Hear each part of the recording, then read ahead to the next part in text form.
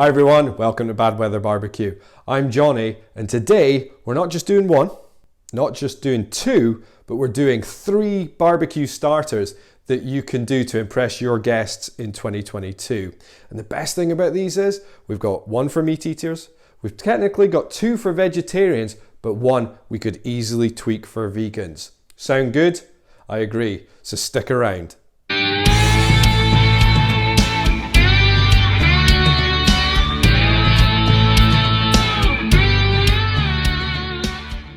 Hi everyone and welcome to the channel. This is a channel where we talk all things barbecue, and today we're going to be looking at 3 fantastic recipes to impress your guests. Before we get into it today though, I just want to do a quick couple of shout outs.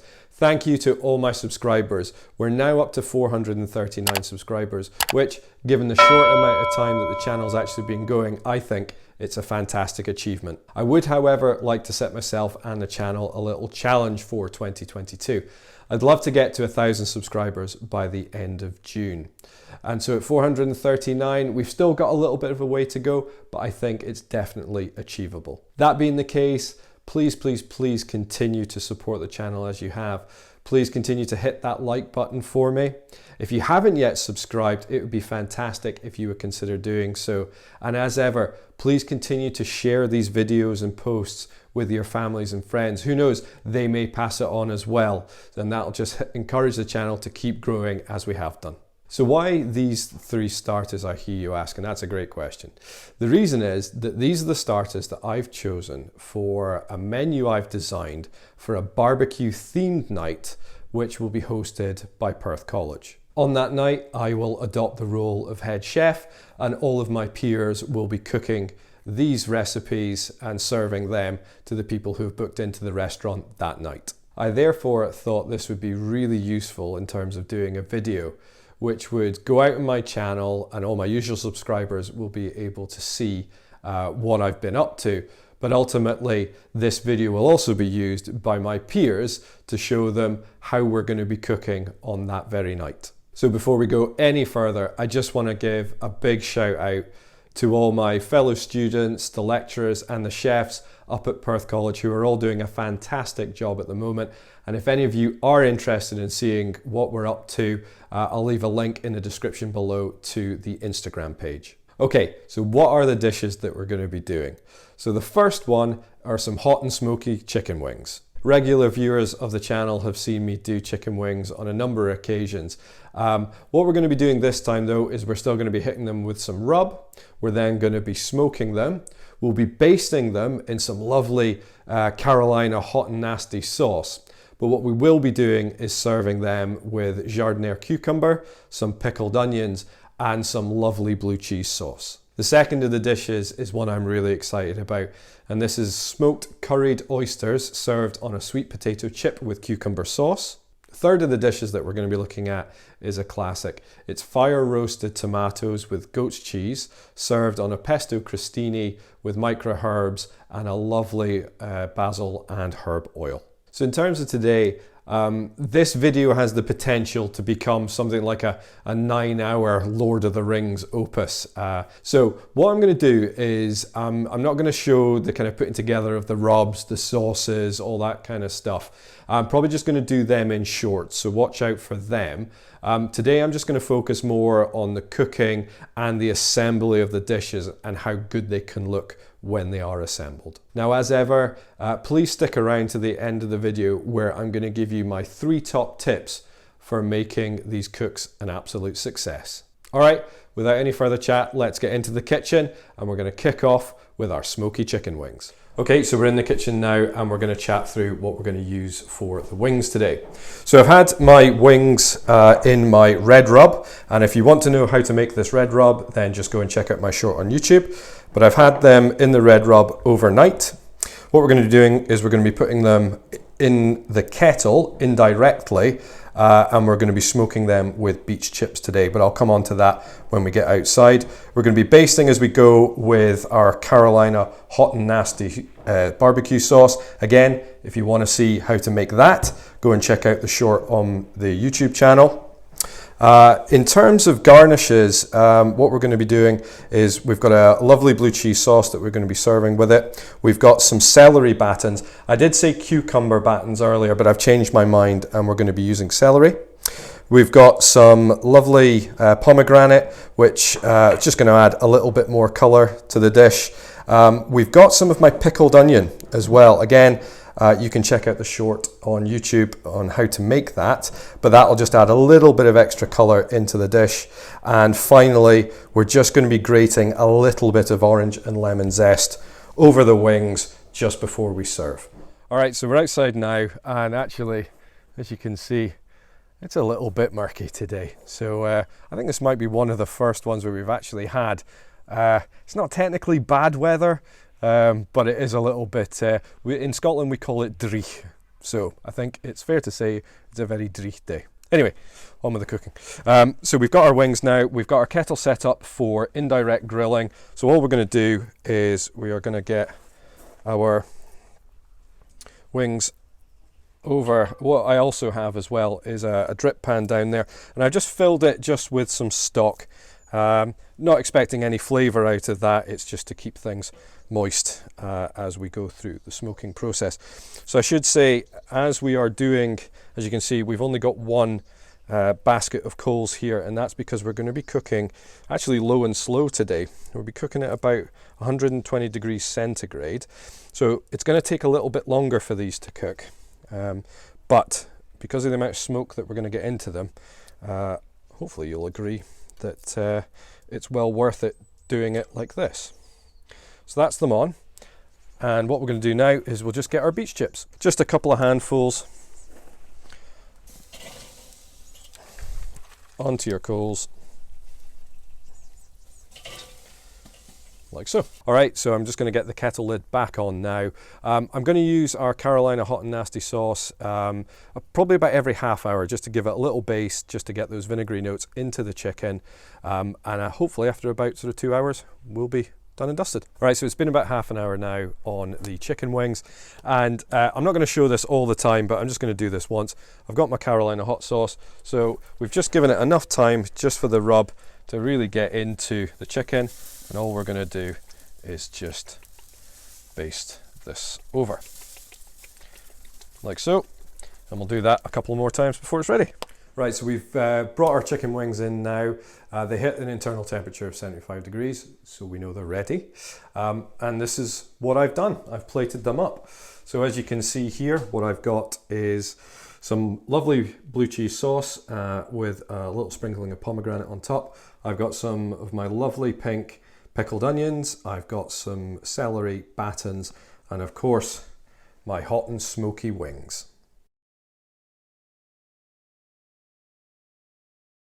Right, back into the kitchen now. Next up, it's our curried smoked oysters. All right, so now on to our lovely oysters. So just as a reminder, this is curried smoked oysters on a sweet potato chip with cucumber sauce. And it's really quite simple to do. So what we've got here, let me walk you through some of the ingredients. We've got 6 lovely fresh Scottish oysters. I've got some sweet potato, which I've just run through a mandolin on its thinnest setting. We're going to be frying those off later. I've got some combination here of, and it's just a little amount, you don't need a lot, of mild curry powder, some flour, and a little bit of salt. So what we're going to do is we're going to shuck our oysters. We're going to put them on a tray. We'll take them out to the cabinet smoker. I've got some cherry wood set up in my ProQ cold smoker. We're going to light that up, and we're just going to give these about half an hour. They don't need too long, just long enough just to absorb some of the smoke. Then what we're going to do is we'll bring them back in, we'll dredge them in our flour mix, and then what we're going to do is just lightly fry them. Right, so what I'm going to do now is I'm going to try and shuck an oyster on camera. This will be like the taking the membrane, I think, off the back of some pork ribs. But let's see how it goes. You never know. So what you do is you find your hinge at the back of your oyster.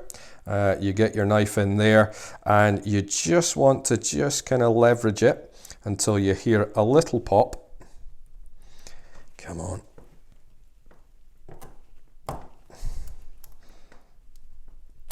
There, like that. And you can see it has started to just come away slightly. And all you have to do from here is just sort of gently edge it up, and you can run, there'll be a little hinge under it that will be attached to the top of the shell from the actual oyster itself, which you can just run your knife over just to separate.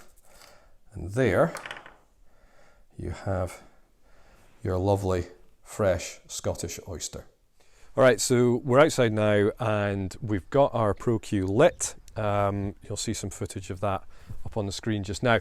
What I've done is I've drained off the oysters, I've put them on a wire tray, and that's currently in the top shelf here in the cabinet. So as I say, we're just going to give these half an hour just to let that smoke come into the oysters, and whilst that's happening, we're going to head back inside now and we're going to fry off our sweet potato chips. What I've done is I've warmed up a pan of oil, and you don't want this screaming hot, you just probably want this about 170 degrees centigrade or 350 degrees Fahrenheit. What we're going to do is we're just going to add our chips in, as you'll see, really finely sliced, and we're only going to give these a couple of minutes. I'll just do them in batches of 3.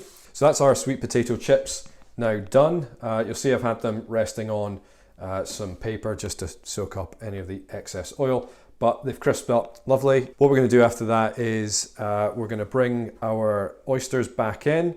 I've got a skillet here with about 3 tablespoons of oil in it. Now that's warming up, because what we'll do is we'll bring our oysters in, we'll dredge it in our flour, and then we will lightly fry them. What I've got done now is I've just dredged my oysters in my mix, and I'm just going to add this into my skillet. Again, we don't want this screaming hot, we just want it just to lightly cook. Now I'm going to do it in batches of 3, so I'll leave those other 3 just for a second. But what we'll do, we'll just monitor our heat, and again, it's just a quick shallow fry, nothing more.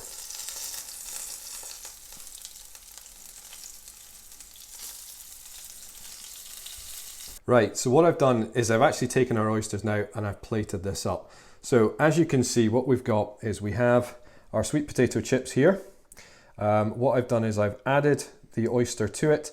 I've then poured over some of my cucumber sauce, added a small segment of cucumber for some garnish, and then what I've done is I've added our micro herbs to the plate as well.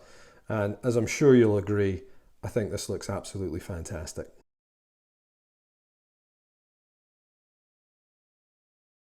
So there you have it, curried smoked oysters on a sweet potato chip with cucumber sauce. And I'm sure you'll agree, you don't see that too often, so that would be an absolute showstopper if you did that for somebody coming to your house. Next up, it's our fire roasted tomatoes. So the last dish that we're going to be doing today is our fire roasted tomatoes.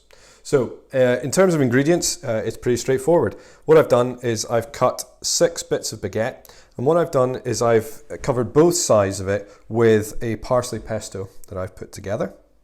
What we'll do is we will toast this outside on the Weber Smoky Joe. I've also got some mixed tomatoes here that look lovely, and we're going to put them on, we're going to roast them and just try and get a little bit of char onto them. We have our goat's cheese, which we're not cooking, we're just going to add that in, and then we have our micro herbs and our various oils which we'll be using as well today. So this one should be super simple. We'll head out to the barbecue now. Let's see how we get on. All right, so we're outside now and we're just going to toast off our crossinis first. So as you can see, I've already started to do this with this one, and we will just add these in and toast them off. And then we'll turn our attention to the tomatoes. All right, so we're just fire roasting our tomatoes now, and as expected, we're getting some nice colour on them, given we are directly over the coals. So you don't need too long, just enough to get a nice little bit of fire on them, and that's it. All right, so that's our fire roasted tomatoes now inside, and what I've done is I've actually plated them up. So as you can see, we've got some lovely char on the tomatoes. What I've done is I've Put them on the crostinis. I've added in some goat's cheese, and then what I've done is just given it a little light drizzle with our basil and herb oil, and then just added some micro herbs onto the top.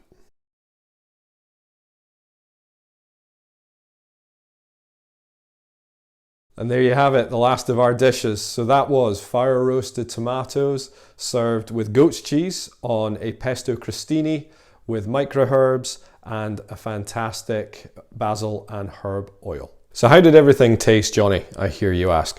Well, let's go through them one by one. The chicken wings were lovely. They had a really nice sort of smoky, kind of spicy, and yet some sort of vinegary notes from the Carolina hot and nasty sauce that we used, and they worked really well with the creaminess of the blue cheese and of course the tartness of the pickled onion as well. I think for me, the oysters were the star of the show. Certainly, the good lady loved them as well. And as I said earlier, they would be an absolute showstopper. What you get is you get the crispiness, obviously from the sweet potato first, then the kind of freshness from the cucumber sauce. It's sort of at that point then that the oyster comes into play. So you get the kind of curry flavors first, but then it's a sort of a lovely buttery type taste and texture from the oyster, and then once you get that, it's then the smoky notes that you get from the smoking that we did with them as well. Lastly, the fire roasted tomatoes. I think these are sensational. The kind of key bit there is, as you saw, I put the pesto on first onto the baguette and then toasted it. That was lovely, like really, really, really lovely. And those flavors worked really well, obviously with the tomato, with the goat's cheese, and then that little drizzle of the basil and herb oil was just absolutely sensational. So that worked really, really well as well. Earlier in the video, I asked you guys to stick around to the end where I give you my 3 top tips for making this cook a success. So here we go. I'd mentioned right at the start about we could tweak one of these for vegans, and the fire roasted tomatoes is absolutely something we could tweak. All we need to do there is take out the goat's cheese and probably substitute it for a vegan feta. Would go just as well with it. Probably the one that I used in the butternut squash video would be absolutely ideal for this. Number 2, in terms of the oyster dish, do not overcook your oysters. It could be really easy to leave them in the skillet for far too long. All that will happen is they will turn to rubber and they'll just be dead chewy. That's not what you're going for. It's a quick fry either side and then get them out. As I said in my tasting part, you want them to be really buttery, and that's what I got. So just make sure you don't overcook your oysters. And lastly, number 3, do use the Carolina hot and nasty sauce on the chicken wings. Those vinegary notes that sauce gives us work absolutely brilliantly with that dish, so do make sure you use that. So I hope you liked that video today, folks. If you did, please, please, please hit that like button. And if you haven't yet subscribed, it would be fantastic if you would consider doing so. As ever, leave me a comment in the section below. What do you think of these? I know that this is kind of fusing barbecue with fine dining. Is that something you like? Is it something you don't like? Would you do something slightly differently? Come on, let's have a chat in the comments. So thanks everybody for watching. You look after yourselves, and I'll see you in the next video.